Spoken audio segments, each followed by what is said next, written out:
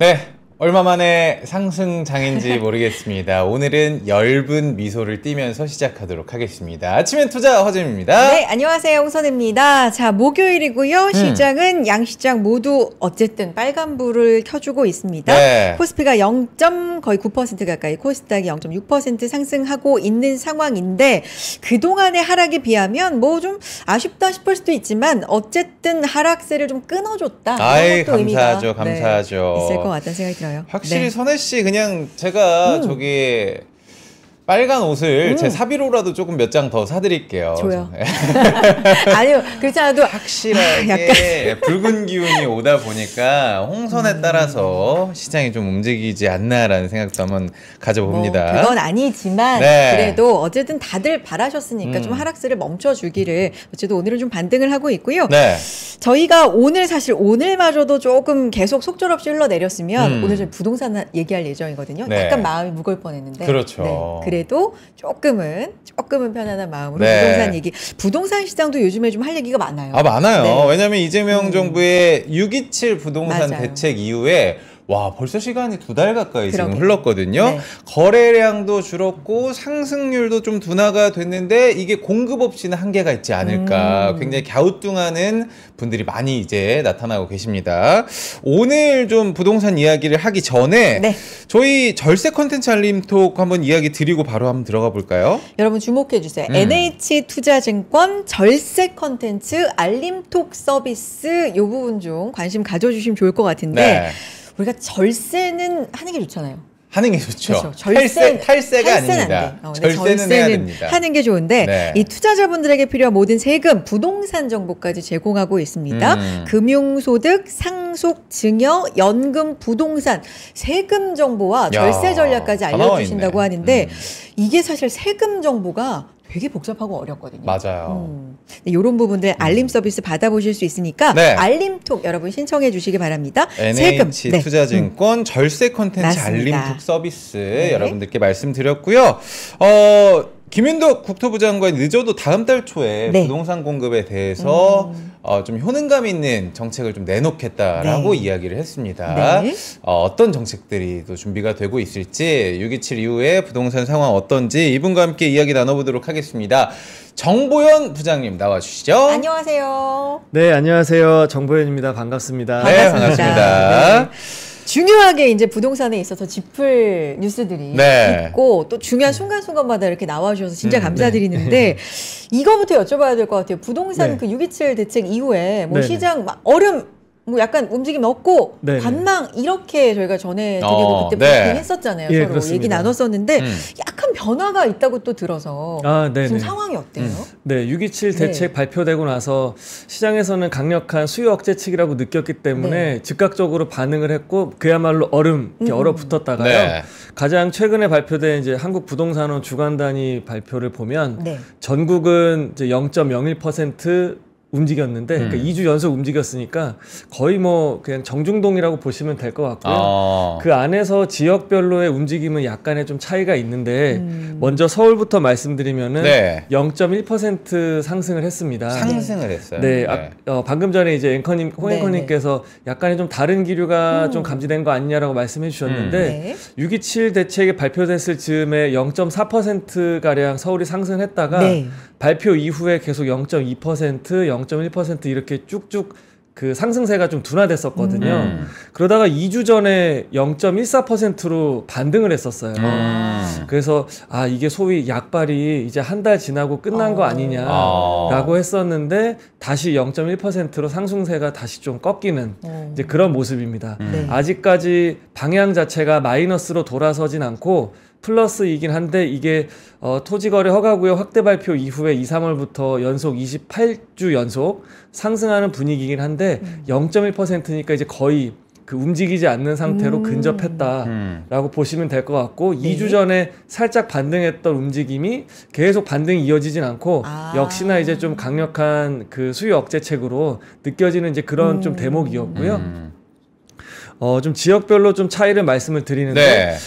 경인 이제 인천과 같은 경우는 경기도는 0.02%에서 0.01%로 좀 이렇게 소폭 하락했고요. 네. 인천은 이제 인천이 좀 하락입니다. 0.02%에서 마이너스 0.04%로 조금 아주 확대됐네요. 소폭 조금 확대가 됐습니다. 네.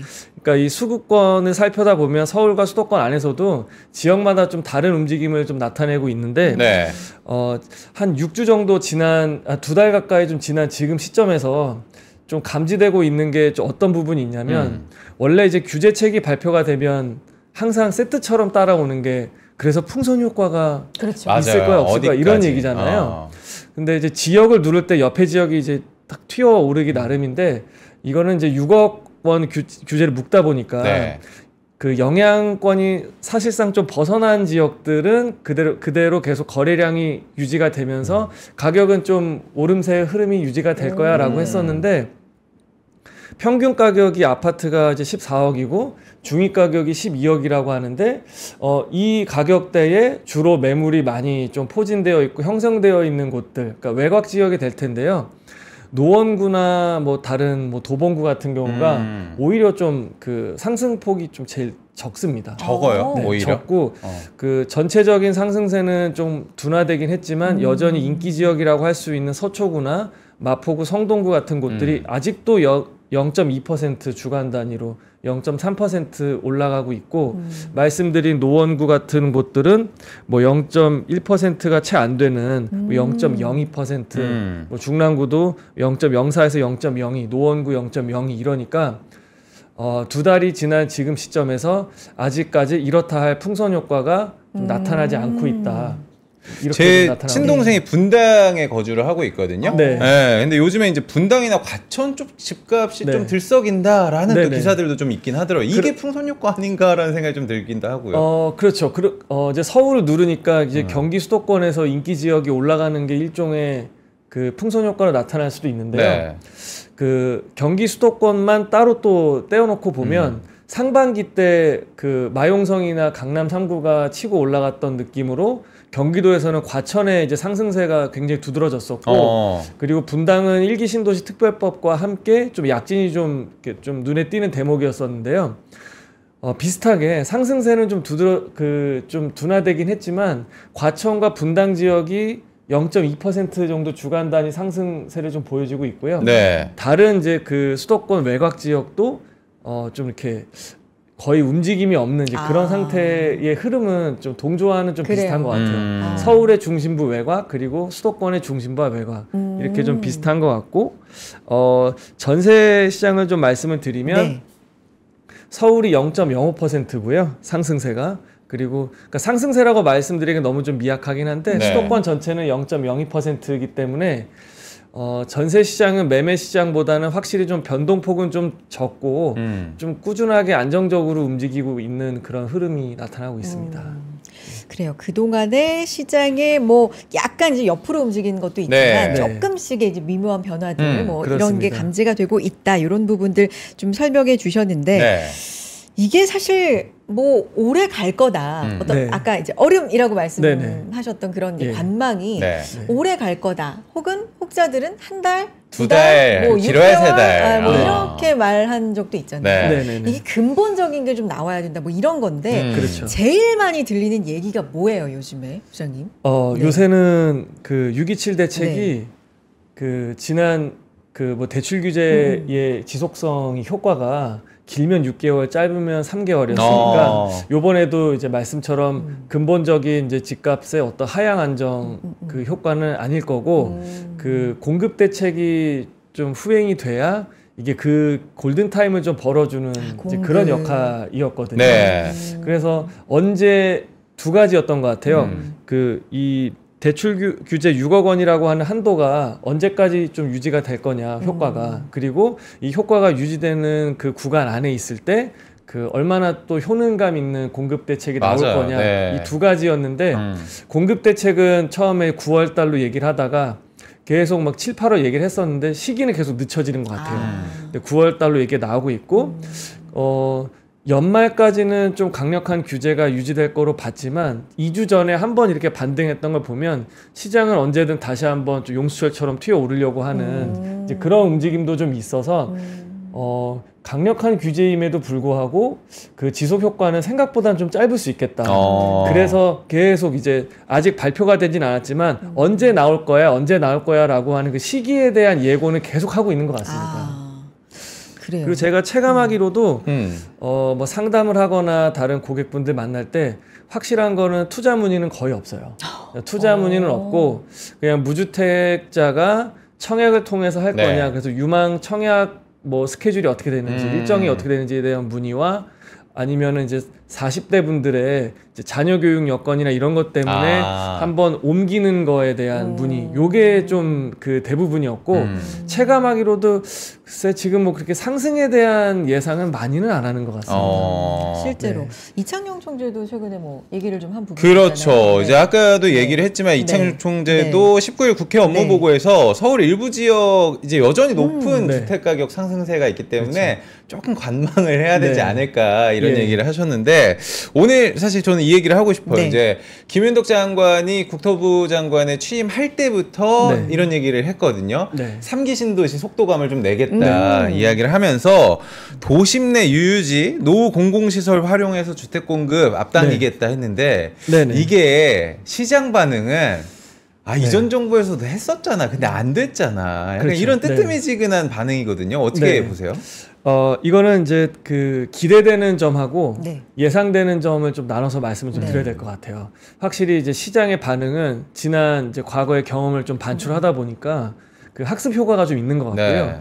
이게 목표를 주거 복지로 그 사회적 경제적 약자를 위한 주거복지 실현 쪽에 방점을 둘 건지 아니면 가격적인 측면에서 양극화를 바로 잡고 그리고 하향 안정 변동폭이 없이 좀 안정화되는 거를 할지에 따라서 그 답변은 좀 달라질 수 있을 것 같아요. 근데 지금 얘기 나오고 있는 뭐 국유지나 노후 공공정사 등을 활용한 어떤 공공주택, 뭐 임대주택에 대한 공급은 결론적으로는 그 서울에 또는 이런 주요 지역의 집값을 잡는 것하고는 좀 영역대가 다른 것 같아요. 그러니까 이제 좀 집을 구매하기 좀 어려운 그런 수요층들에 대한 이제 주거복지 실현, 그러니까 임차 비용이 높아지고 있는 상황에서 이제 그런 쪽에는 굉장히 좀 효율은 좀 있을 거로 좀 생각이 되지만 이게 뭐 재건축 아파트의 집값을 잡거나 뭐 이런 쪽이랑은 좀 별개로 가겠죠. 근데 긍정적으로 시장에서 좀 평가하고 있는 부분은 어떤 거냐면 보통 우리가 좀 규제가 좀 강력화될 때는 재건축과 재개발 규제를 누르기 때문에 신규 택지에 대한 공급 방안이 많이 나오거든요. 그래서 대부분 보면 2기 신도시나 3기 신도시가 이제 규제가 더해질 때 많이 좀 발표가 됐었어요. 그리고 실제 4기 신도시에 대한 언급도 좀 있었는데 요번에 좀 그래도 시장에서 방향이 좀 괜찮다라고 느끼는 부분이 4기 신도시에 대한 언급을 아예 빼버렸고요. 검토도 안 하겠다. 그리고 전전 정부부터 추진해왔던 3기 신도시에 대한 공급을 좀 속도를 더 가열차게 내겠다. 확실히 3기 신도시가 올해 말부터 본청약을 앞두고 있고 뭐 빠른 왕숙이나 뭐 부천의 대장 아니면은 뭐 고향의 창릉 이런 곳들은 실제 그 수도권과 서울의 집값을 좀 하향 안정시키고 잡는데 좀 역할을 좀 어느 정도 할 것으로 좀 예상이 돼요. 입지도 괜찮고 면적도 끝나고 그동안 뭐 토지 보상이라든지 관련된 어떤 사회적 문제들을 지금 해결되는 그 단계에 있기 때문에 이 부분에 대해서는 좀 긍정적인 평가가 좀 많이 있는 것 같고 그래서 실제 수도권에서는 매매나 그 주변의 분양보다는 아예 3기 신도시 쪽으로 관심을 갖고 기다리는 대기 수요도 좀 있어요. 그러니까 이런 부분은 좀 긍정적인 것 같고요. 그러니까 빨리 좀 나왔으면 좋겠고 아마 정부에서도 이 정책에 대한 목표가 다 제각각 다를 텐데 공공청사나 유유부지에 대해서는 근본적인 집값을 잡는 데 역할을 하리라 보지 않고 이걸 좀 잘 활용해서 좀 공공주택의 역할을 좀 하는 쪽으로 잡는 것 같고 이제 공급은 아마 그 수도권 전체로는 3기 신도시 그리고 그 주요 지역 같은 경우는 재건축과 재개발에 대한 어떤 속도감 있는 전개를 통해서 사람들의 수요 쏠림을 좀 막는 쪽으로 저는 이 부분이 가장 베일에 쌓여져 있는 카드로 지금 기대도 되고 이게 좀 시장의 심리를 좀 실망으로 좀 가게 되면 다시 한번 이게 또 뜨거운 감자를 또 건드릴 수 있기 때문에 여기에 좀 촉각이 좀 곤두세워져 있는 이런 분위기로 좀 평가하고 있습니다. 부장님 저희 그래요? 오랜만에 실시간 질문이 하나 들어와가지고 네. 이것만 한번 저희가 이야기 답변을 한번 해드리고 다음 네. 질문 넘어가도록 하겠습니다. 치윤이님께서 뭐 좀 길게 써주셨는데 지금 뭐 이제 인플레가 건설 쪽에 반영이 된다고 하면 뭐 인건비라든지 자재 상승분이라든지 네네, 그렇게 그렇죠. 되면은 공급 물건의 상승이 부동산 가격 상승, 분양가의 상승 네. 어떤 관계가 있는지 좀 궁금합니다. 이런 네네. 질문을 좀 주셨거든요. 예. 당연히 상관관계가 굉장히 너무하다라고 생각을 하는데. 그렇죠. 네. 그래서 우리가 그 지난 이제 코로나 시국 때부터 그 재정 지출이 늘어나고 금리가 낮아지기 시작하면서 그 인건비의 상승이 이제 공급 원가로 반영이 되면서 이게 분양가를 밀어 올렸잖아요. 그렇다 보니까 그 토지를 확보하고 건축에 들어가는 비용까지 더해지면 그 수분양자들이 느끼는 어떤 그 물가 상승에 대한 그 체감은 월등히 높아질 수밖에 없고, 이게 그 분양 시장의 분양가 레벨 자체가 높아지는 게 그 기존 도심의 기축 아파트 매매가 또한 끌어올리는 그런 현상으로 또 연관이 좀 됐었어요. 네. 그게 지금 계속 나오고 있는 거고, 이게 이제 집값에도 계속 상방 압력으로 지금도 작용을 하고 있습니다. 그러니까 청약을 기다릴 바에는 그냥 매매 구축으로 좀 괜찮은 입지에 차라리 저렴하게 좀 할 수 있는 걸로 좀 들어가야겠다라는 움직임이 좀 많아졌고요.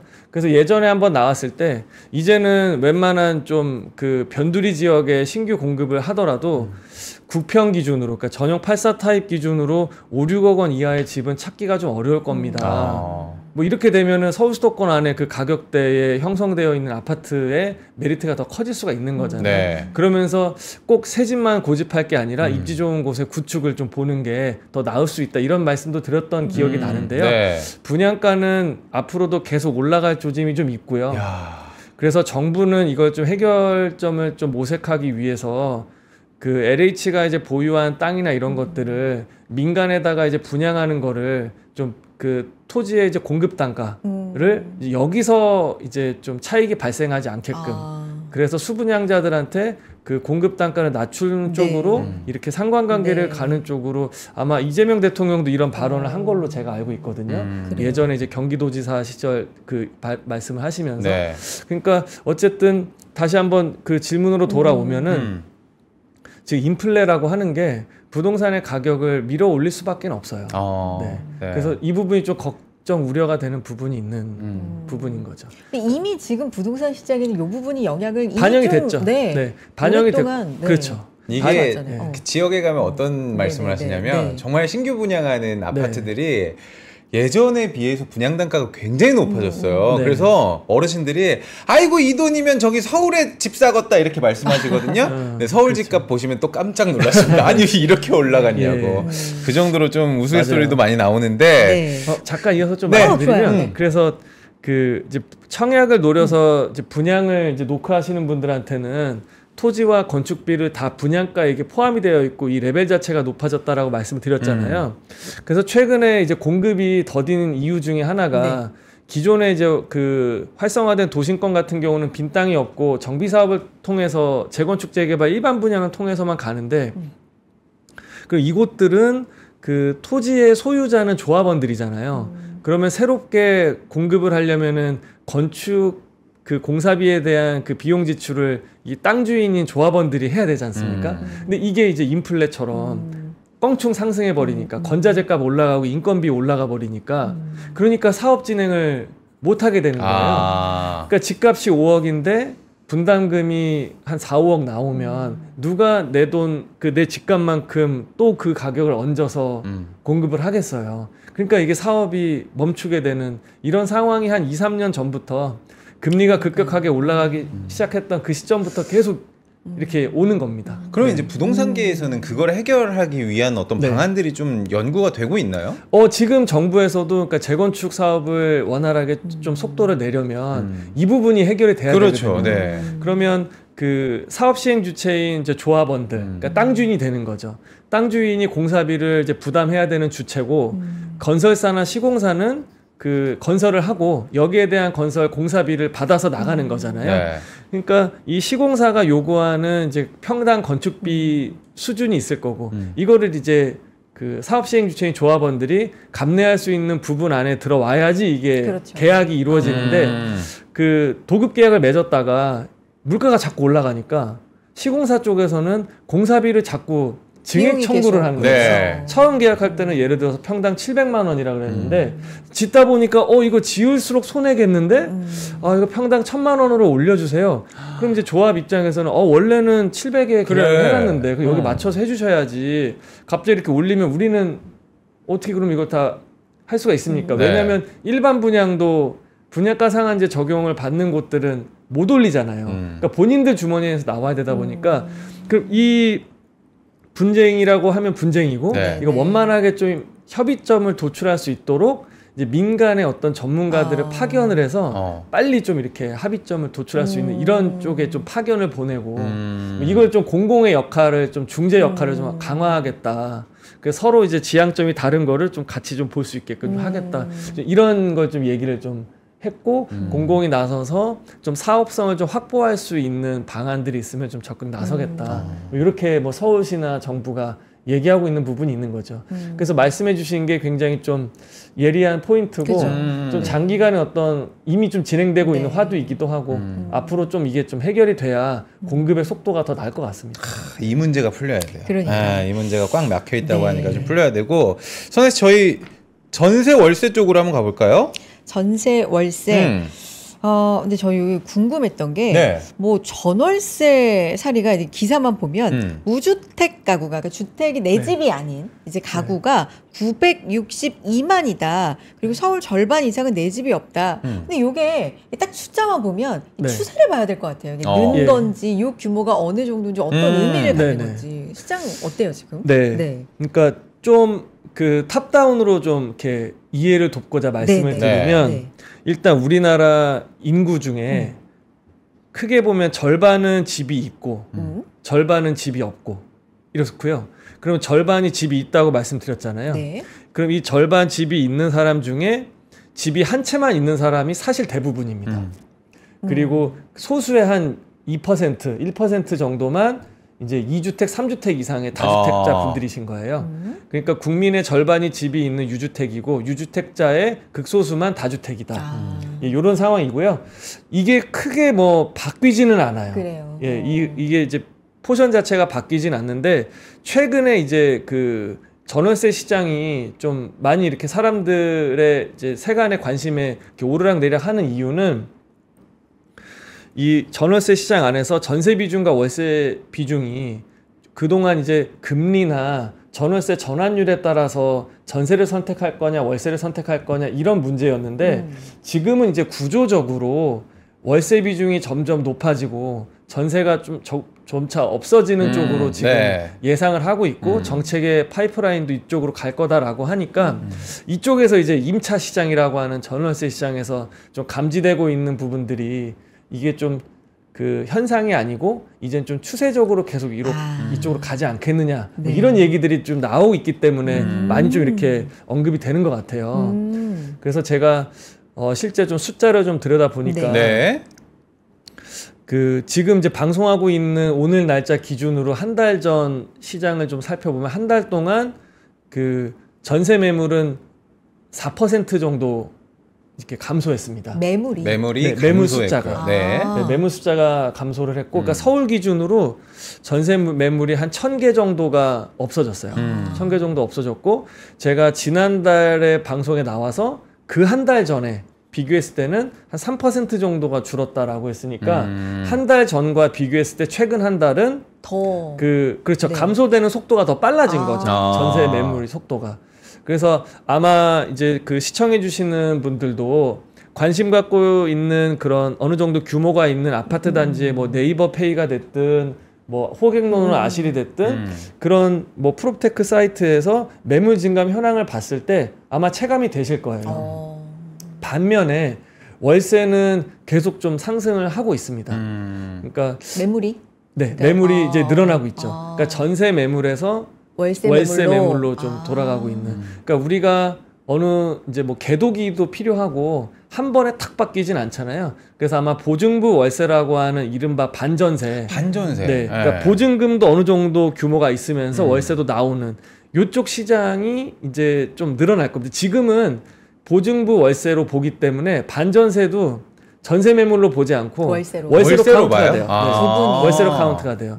그러니까 지금 월세가 늘어났다고 하는 게 아예 보증금이 뭐 진짜 한 월세가 밀렸을 때를 감안해서 한 두세 달 정도의 보증금만 최소한으로 디파짓 개념으로 네. 갖고 있고 나머지 완전 월세로 돌리는 이런 개념의 월세는 아니고 반전세까지 포함된 거기 때문에 한동안 이런 추세는 유지가 될 거고 뭐 이런 추세라면은 나중에 이제 뭐 한 몇 년 정도 지나면 월세 비중이 정말 높아지겠죠. 네.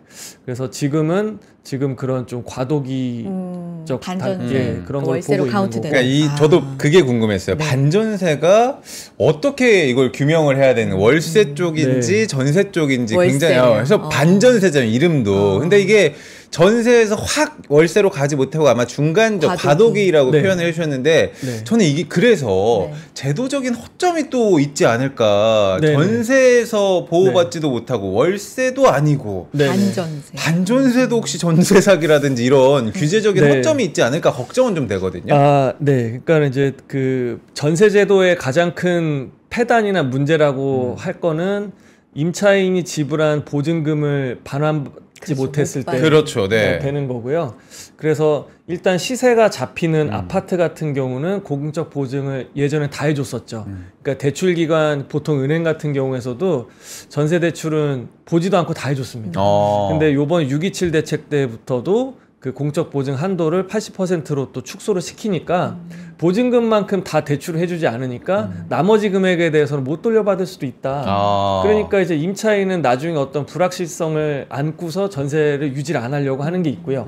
그리고 임대인들은 예전처럼 주택수를 막 늘려나가기 좋은 다주택자 보유 환경이 좋을 때는 높은 전세 보증금을 레버리지처럼 무이자 대출 효과로 그렇죠. 안고 그 갭을 이용해서 사는 갭 이제 투자. 그런 갭 투자가 성행했었는데 지금은 주택을 한 채만 가지고 있어야 되는 상황이잖아요. 네. 그러니까 어차피 실거주도 해야 되고 그 이제 장특공을 좀 노리려면은 그러니까 높은 전세 보증금을 안고 사는 이유가 예전보다 더 많아지질 않았어요. 그러니까 이런 임대인과 임차인의 이해관계가 맞물리면서 전세대 좀 점차 좀 줄어들고 있는데 그 허점이라고 하는 것보다는 요새는 좀 그게 허점이 좀 이렇게 그 보완이 되고 있는 그래요? 부분인데 다행이다. 네, 그거는 좀 제도적으로는 좀 다행이고 그 허점이라기보다는 이게 이제 경제적으로 시장에서 좀 긍정적인 효과가 기대되는 게 있고 좀 그 이제 좀 동전의 양면처럼 좀 불안이 같이 따라오는 상존하는 네. 면도 좀 있는 것 같은데요.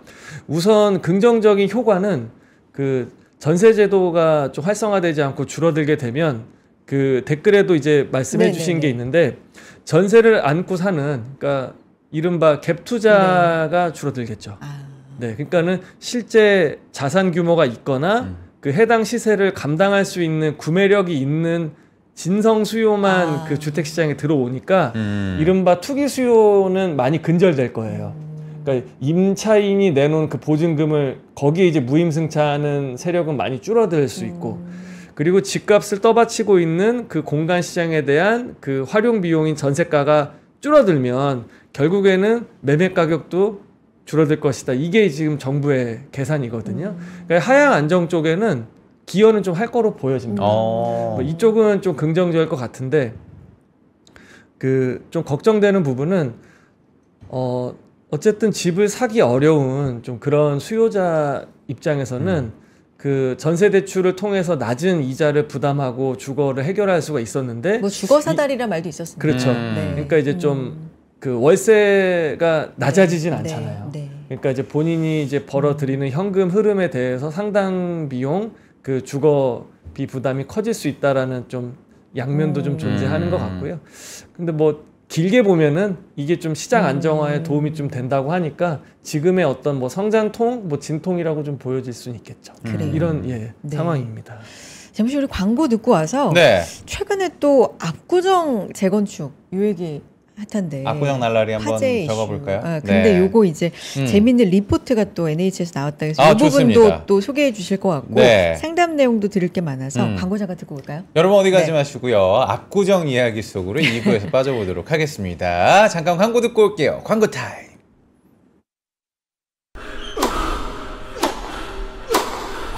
멋있다. 부러운가?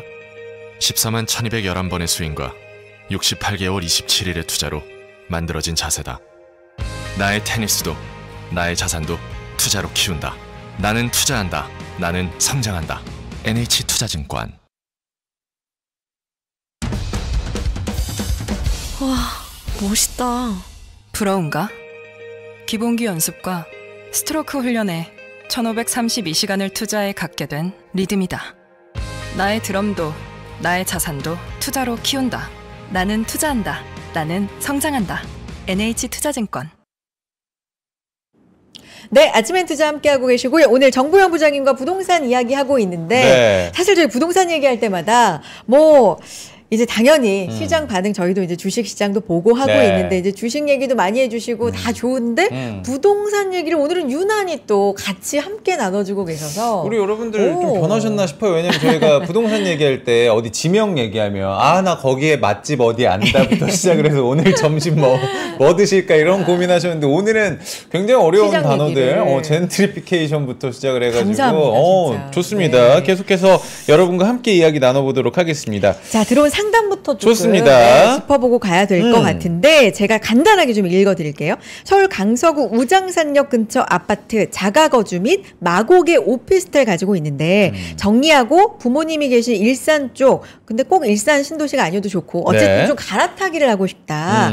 추천해 주실 지역이나 아파트가 혹시 있는지 사실 지역 추천 조금 이제 어렵긴 한데 아. 요분한테 어떤 조언 좀 해주실 수 있을까요? 네. 아, 네. 굉장히 그 우리 주변에서 옆에서 네. 바로 볼 수 있는 이제 맞아요. 이런 그 문의사항 같은데요. 네.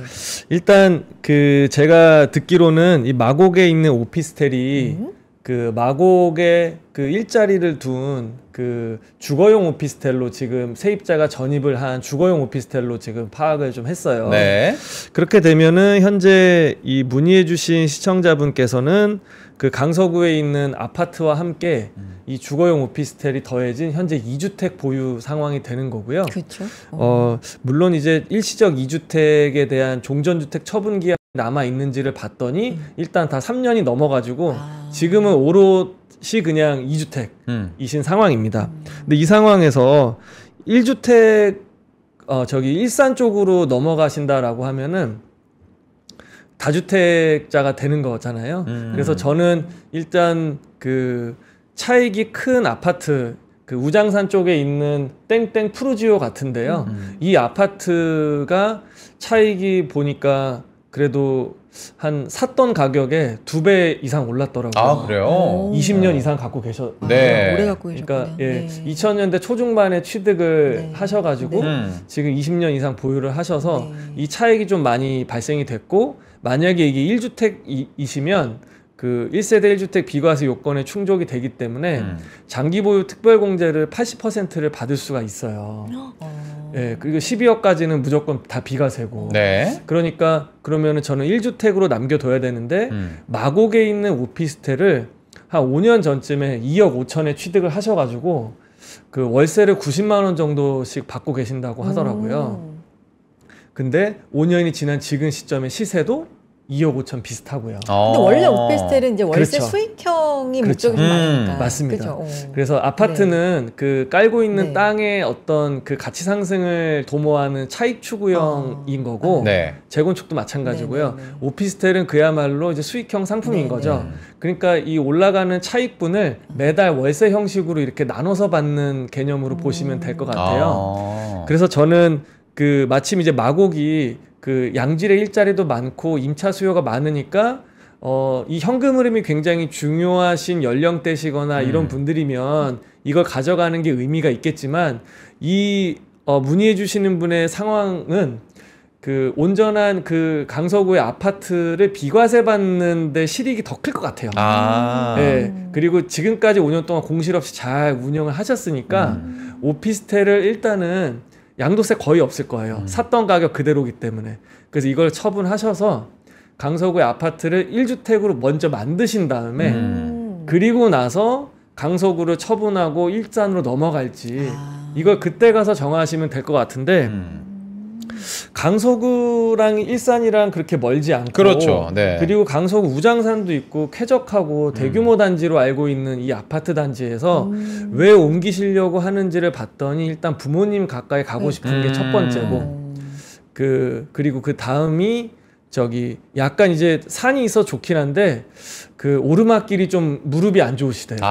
무릎이 안 안 되지. 네. 그래서 좀 평지가 좋은데 일산이 또 평지니까 뭐 이런 쪽으로 말씀하시고 자기는 그렇게 뭐 크게 투자성이나 이런 거는 중요하진 않다. 그래. 라고 하셨는데 그러면은 일산이 뭐 일기 신도시, 일산 신도시도 있고 그 안에 뭐 능곡, 화정, 뭐 삼송 여러 택지도 있고 그리고 뭐 상암 DMC와 붙어 있는 덕은지구도 있고 뭐 저 안쪽으로는 이제 KTX가 개통된 죄송합니다. KTX가 아니고 GTX가 개통된 파주운정 신도시도 있고 여러 도시가 있는데 지금 당장에 움직이시는 게 아니고 그 일단 마곡의 오피스텔부터 먼저 정리해야 되는 그 시간 순서가 있기 때문에 저는 아까 우리 앞전에 공급 대책 얘기하면서 3기 신도시 얘기했었잖아요. 네.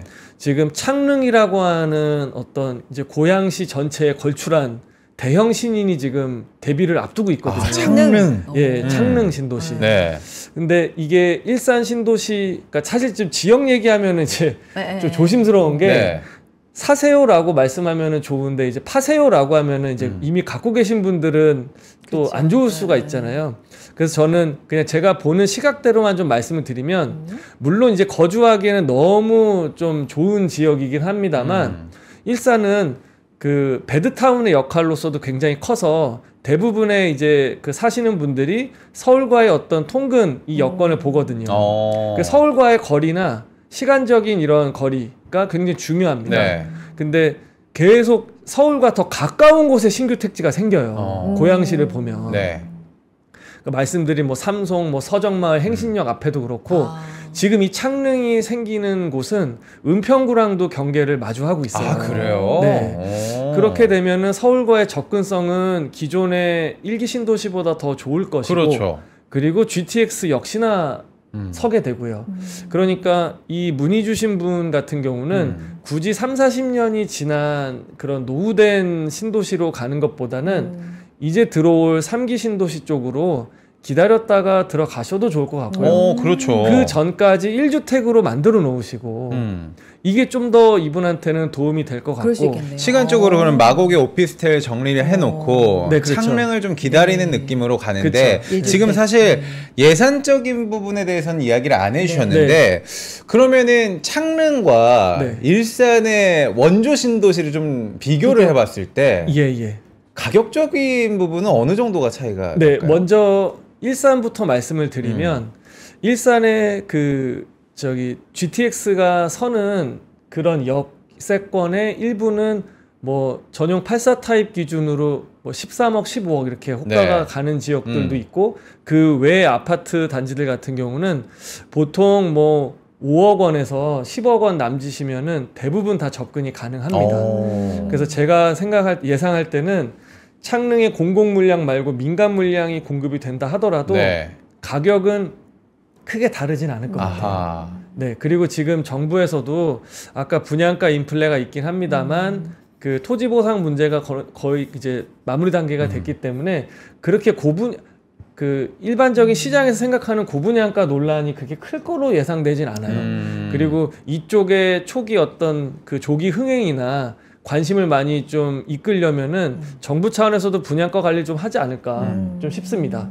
그리고 뭐 조금 더 나아가서 이분 입장에서 그러면 나 청약 통장 어떻게 해야 되는 거냐 그러면 이렇게 그렇죠. 얘기하실 텐데 그 뭐 강남이나 이렇게 막 로또 청약이 나오는 것처럼 의무를 많이 지우면서 분양가를 다운시키는 곳은 아닐 거기 때문에 혹시나 뭐 분양 자격이 안 되시면 그 분양권이나 나중에 이제 입주 시점에 그런 동호수가 정해진 이런 거를 뭐 전매를 통해서도 저는 접근이 가능할 거라고 보고 있어요. 뭐 그런 걸 통해서 가도 되지 않을까 좀 싶기도 한데 이제 그런 건 있죠. 또 그런 강서구의 집값이 나중에 더 올라가는 오름폭하고 3기 신도시의 전망하고 좀 비교했을 때 서울 걸 팔고 경기도로 나가는 게 그래, 맞아요. 과연 이게 재무적으로 아. 재무적으로 네, 타당한 거냐. 자체적으로, 네. 이런 거에 대해서는 뭐가 더 우위에 있을 것이다라고 그건 볼 수는 또, 없겠지만은 네. 3기 신도시 저는 그 실거주 요건이랑 같이 맞물려서 보면은 네. 괜찮을 것 같아요. 창릉 그래요. 괜찮을 것 같은데 창릉. 이게 그러면 네. 입주 시기가 예상으로는 어느 정도? 뭐 지금 이제 본청약을 앞두고 있으니까 한 3년 안쪽으로 이제 그러면은 입주를 뭐 시간적 여유도 충분할 것 같고요. 예, 그렇죠. 이렇게 좀 대안을 제시해 주셨어요. 이런 방법도 있다. 네. 한번 네. 좀 잘 생각해 보시고 저희가 상담 이렇게 문의 주시면 이렇게 자세하게 아이고, 상담해 드립니다. 저 창릉 저도 관심이 그러니까. 생겼습니다. 한 또, 번도 안 가봤는데. 네. 궁금한 점 네. 좀 물어봐 주시고 자 앞서서 얘기했는데 NH투자증권에서 리포트가 좀 흥미로운 게 나왔다고요? 압구정 이야기가 네. 나왔습니다. 압구정. 압구정. 굉장히 또 매력적인 동네고 예. 노래도 굉장히 압구정 날라리 제가 좋아하긴 저도 하는데 좋아해요. 네, 저도 좋아해요. 어떤 리포트인지 소개 좀 이번엔 부탁드려보도록 날라리 할게요. 아니고 재건축. 재건축. 압구정 네. 재건축입니다. 네. 여러분들. 어떤 리포트예요? 내용 좀 소개해 주세요. 예, 저희 NH투자증권에서는 그 부동산 시황에 대한 네. 보고서뿐만이 아니라 네. 이런 특정 지역에 대한 어떤 그 지역 현황 분석 보고서를 정기적으로 발간을 하고 있는데요. 뭐 한강 벨트를 따라서 지금까지 한 3년 동안 한 10개 정도 되는 지역 분석 보고서가 나갔고 사실은 이 압구정동 그 지역을 다룰까 말까 고민을 예전부터 해오긴 했었지만 그 실제 구매 가능한 수요자들의 가격대가 가장 이제 높게 형성돼 있다라는 점에서 그렇게 먼저 다루지는 않았었는데 최근에 또 이슈가 많이 되고 있다 보니까 지금 시점에서 한번 많은 분들한테 좀 정보 전달해야겠다라고 해서 한 2달 동안 시장 조사를 통해서 발간을 좀 했었고 네. 네. 이 원문 보고서는 저 NH투자증권 네이버 공식 블로그에서도 확인하실 수가 있고요. 그리고 거래해 주시는 MTS 나무증권 통해서도 절세 컨텐츠에 보시면 원문이 다 올라와 있습니다. 아하. 네, 그래서 거기서 확인하시면 될 것 같고 자세히 보시면 되겠네요. 네. 네, 분량은 35페이지로 구성이 되어 있는데 오늘 이 시간에 뭐 다 말씀드리기에는 시간적인 여유가 너무 없고 네. 네. 저자 직강 느낌으로다가 좋다.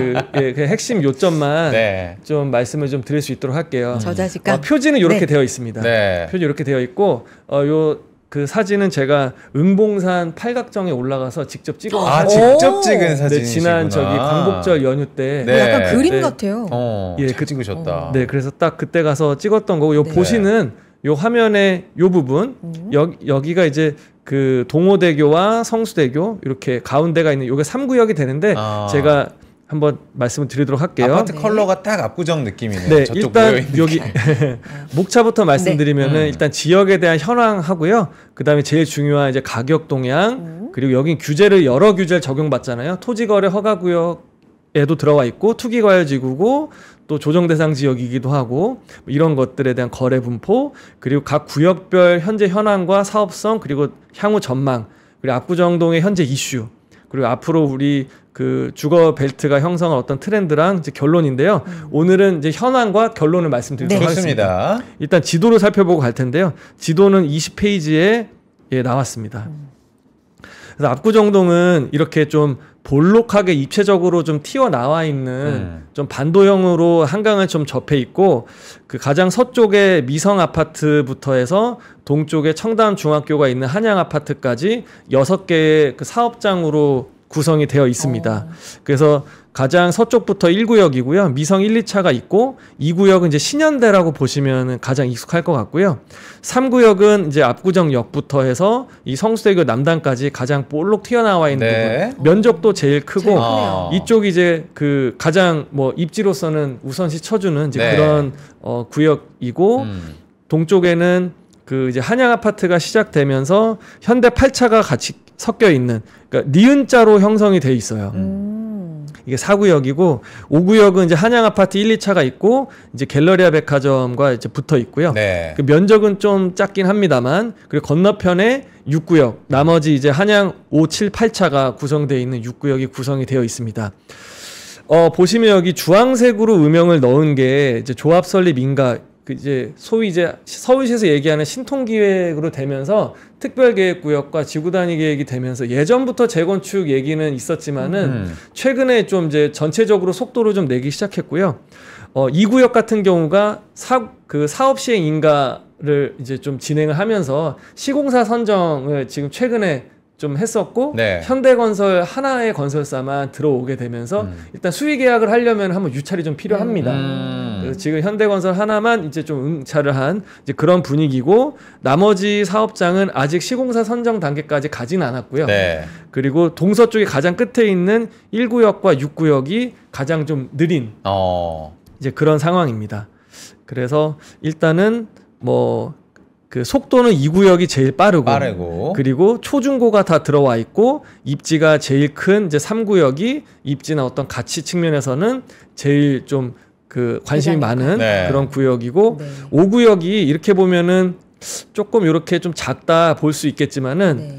그 한강변에 붙어 있고 가운데 동이 하나 올라가 메인 동이 가고 네. 이렇게 구석에 동이 올라가면서 그 가장 많은 비중의 세대가 그 한강 조망을 볼 거다. 여기는 이제 한강 조망이 가져가는 그 변수가 좀 클 수가 있거든요. 그렇겠네요. 근데 여기는 비교적 많은 세대가 한강 조망의 변수가 좀 향후에 좀 작용하지 않을 거다라는 네. 점에서 안정성이 좀 있고.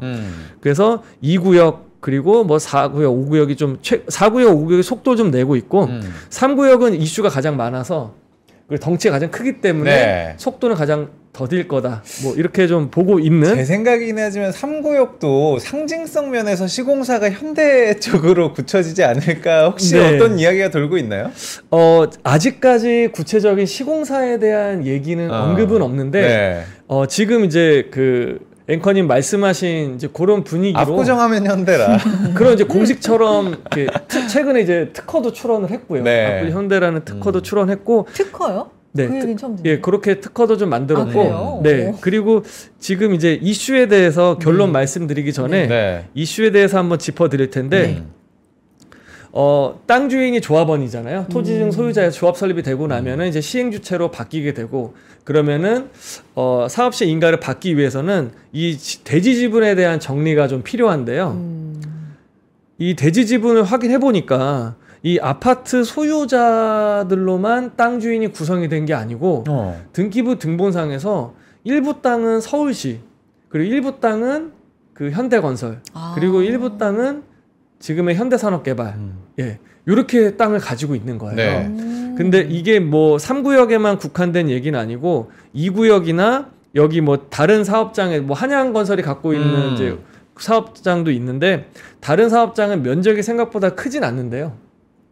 3구역 같은 경우가 이 전체 이 사업장의 7분의 1 정도, 그러니까 한 15,800평 정도가 그 이 조합원 소유로 안 되어 있는 거예요. 등기부 등본상에. 네. 그리고 현재 뭐 대지 지분 가격 기준으로 한 평당 2억 원을 잡으면 언뜻 추산해도 한 3조 원 정도가 되잖아요. 그러니까 다른 뭐 성수 전략정비가 구역 같은 경우에 재건축 수주를 따도 뭐 2조 원짜리 이렇게 얘기하는데 지금 지분만 이러니까 이거 큰일 나는 거 아니야? 네. 뭐 이런 식의 어떤 그 이슈화가 많이 좀 됐었죠. 그래서 뭐 제가 결론에 답아두기도 했는데 우선 대지 지분 정리가 필요하기 때문에 그 물리적 시간 소요 이게 제 것으로 찾아오는 데까지 걸리는 시간 소요는 불가피할 것 같고요. 네. 예, 피하긴 불가피할 것 같고 다만 이제 그 추진에 대한 방향이나 동력을 잃거나 이제 구조적인 뭐 리스크까지 번지지는 않을 것으로 그렇게 사료는 하고 있습니다. 근데 시간이 좀 문제가 되겠죠. 네. 근데 이거를 그 예전에 뭐 행정 오류로 보고 있는 견해가 많은데 그럼 이거를 그 원래대로 돌려줘. 라고 하기 위해서는 어쨌든 건설사는 기업이고 기업의 주인은 주주잖아요. 그렇죠. 주주죠. 네, 근데 주주의 어떤 동의 없이 이거를 또 지분을 넘겨주게 되면 이게 또 무상으로 가게 되면 뭐 증여나 배임이 될 수가 있잖아요. 그렇기 때문에 이제 법적인 이제 절차를 통하기 위해서는 또 조합원들이 소송을 통해서 가져와야 되는데 일부 조합원이 개별적으로 소송했을 때 판례가 어떻게 좀 형성이 돼버리면 판례도 이 선례에 따라서 많이 좀 따라가잖아요. 그러니까 조합 측면에서 집단으로 대응을 할 것이냐 뭐 이렇게 보고 있는데 예전에 이제 반포 지역에서 재건축이 진행됐을 때 뭐 이렇게 지분을 찾아오는 과정에서 조합원들이 가져오는 선례가 있어서 크게 뭐 문제될 것으로 보고 있지는 않지만 네. 그 기간이 한 4년 정도 걸렸어요. 근데 재건축은 아시다시피 속도지 않습니까? 그렇죠. 그 사이에 어떤 주변 지역은 또 가만히 있진 않을 거고 수요가 어떻게 변해질지도 모르고 또 재건축과 관련된 제도나 이런 외부 환경이 어떻게 달라질지도 모른다는 점에서 많은 이제 불안감도 있는 것도 사실이고 네. 만약에 이게 제대로 해법을 또 찾으면 네. 불안 요인이 또 해소됐다라는 점에서 또 가격은 또 올라갈 수 있는 가능성도 또 상존하고 있는 것 같아요. 네. 그래서 좀 이슈를 이렇게 좀 굵직하게 말씀을 드렸고 네. 결론을 좀 말씀을 좀 드리면 네. 현재 한 뭐 1만여 세대가 좀 넘는 전 구역이 재건축 아파트로만 구성돼 있다라는 좀 특이점이 있습니다. 이쪽은. 그리고 20평대가 아예 없어요. 그러니까 30평대 이상부터 80평대까지 구성되어 있는 뭐 강남 개발 역사를 함께했던 이제 그런 곳들이고요. 강남에서는 뭐 개포동 일대가 재건축이 먼저 됐고 뭐 최근 1단지가 입주한 뭐 그 퍼스티어 아이파크 이런 경우도 2023년에 입주를 했는데 오히려 80년대 때 지어진 아파트들이었거든요. 근데 압구정동은 70년대 때부터 입주를 했던 이제 그런 건데 더 오래됐긴 했습니다. 그래서 현재 뭐 그런 초고가 아파트의 시세를 좀 가장 먼저 만드는 지역으로서 좀 의미가 있고 특히 이제 재건축 사업에 대한 어떤 방향성을 좀 제시한다라는 의미에서 뭐 시장 참여자들이라면은 뭐 관심을 한번 가져볼 필요가 좀 있을 것 같습니다. 규제가 워낙 많기 때문에 거래량 가지고 시세를 예측하면 안 돼요. 물론 거래량이 늘어나면은 시세는 상방 압력이 높긴 하겠지만 네. 거래량이 준다라고 해서 가격이 좀 호가가 낮아질 거다 이렇게 좀 공식처럼 나오지는 않습니다. 네. 네, 그래서 최근에 이제 뭐 1억 한 4천만 원 정도 되는 것 같아요. 네네. 실거래가 기준으로. 그리고 말씀드린 대로 이 구역이 좀 빠른데요. 지금까지는 앞으로 전망을 좀 예측을 해보면 이 6개의 구역이 크게 압구정이라는 타이틀에 묶이면서 구역별로 크게 차이는 없었어요. 다만 이제 이 구역이 좀 거래가 많고 거기에 따라서 좀 접근 가능한 매물이 있으면 이제 키 맞추기를 좀 하는 분위기였는데 앞으로는 입지보다는 속도가 조금 더 우선할 것 같아요. 가격 결정 요인으로서. 네. 그래서 아마 진입을 생각하시는 분들은 이 점을 좀 확인하시면 좋을 것 같고 말씀드린 이슈에 대해서는 장기화 여부가 키가 될 전망입니다. 예, 그리고 우리가 아까 얘기했던 공사비 증액과 관련된 뭐 추정 분담금이나 서울시에서 제시하는 이제 공공기여에 대한 네. 부분이 아직 확정되진 않았기 때문에 네. 그리고 초고층 재건축을 이 조합원들이 지금은 60층 올라가는 게 좀 좋아 보이긴 하는데 실제로 어떻게 좀 이거를 내가 동의를 할지 이 네. 부분 그리고 제도적인 어떤 외부 변수도 어떤 이제 꼭 긍정적인 부분뿐만이 아니라 보유 기간에 따른 수익률 접근 또 네. 다른 얘기이기 때문에 이 점도 철저하게 좀 신중하게 검토를 좀 해봐야 된다라고 좀 말씀을 좀 드리고 싶습니다. 알겠습니다. 네. 저자 특강으로 이렇게 요약해 주셨고요. 요거 이제 뭐 네이버? 네네. 블로그에도 올라가 있습니다. 블로그에도 올라가 있고 앱을 통해서도 네, 맞습니다. 네. 확인하실 수 있으니까 또 쭉 한번 훑어보셨으면 좋겠습니다. 좋습니다. 정보영 부장님 고맙습니다. 오늘도. 감사합니다. 감사합니다. 네. 감사합니다. 손혜 씨, 코스피 네, 저랑 볼까요? 뭐 압구정 한번 사러 가야죠. 저도 좀 잘해야 돈이 없습니다. 그러니까 주식 보죠. 음, 네, 네. 코스피가 0.85%, 코스닥이 0.58% 상승하고 있는데 어쨌든 하락세는 끊어내고 반등해주고 있는데 이제 뭐 시각에 따라서는 이 정도로는 모자라다 뭐 이럴 네. 수도 있지만 어쨌든 오늘 좀 끝까지 지켜보면서 내일 저희는 오전에 또 인사드리겠습니다. 여러분 고맙습니다. 고맙습니다.